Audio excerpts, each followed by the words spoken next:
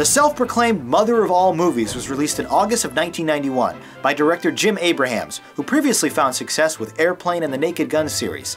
The $26 million comedy spoof did remarkably well at the box office, earning over $150 million in profit. The loosely connected plot follows Charlie Sheen as an ace fighter pilot, who must overcome his troubled past to save a mission sabotaged by greedy weapons manufacturers. With all of his headlines recently, it's easy to forget that Sheen was once an incredibly talented actor with impeccable timing and delivery.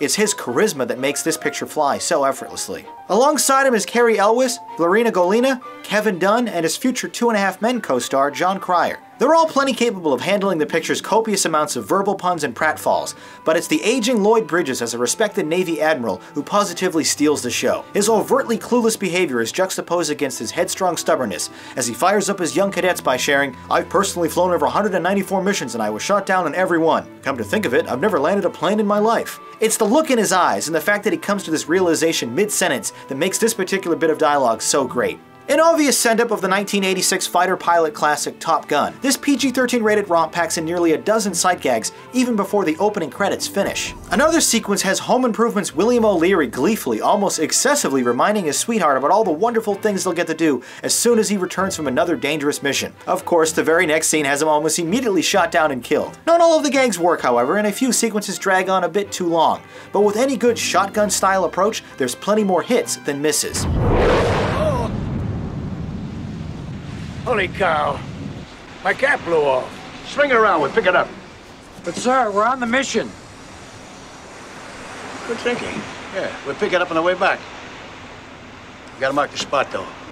Put Rabinowitz in a life raft, have him row in circles until we return. It could be days. Then put some food in the life raft. For God's sake, man, do I have to think of everything? We'll tape his favorite shows. He won't miss anything. Sir, there's no time. Okay.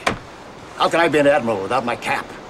Out there somewhere all alone, I'm here powerless to do anything about it.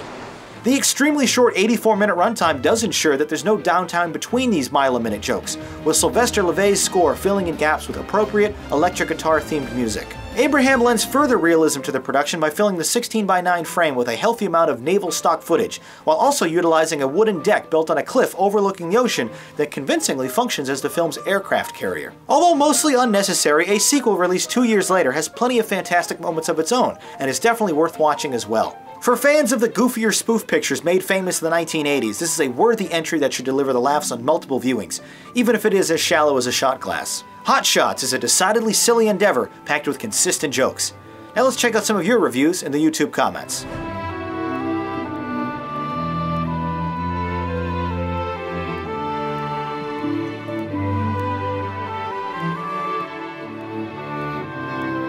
You loved the gags and more childish humor, scoring this a cool.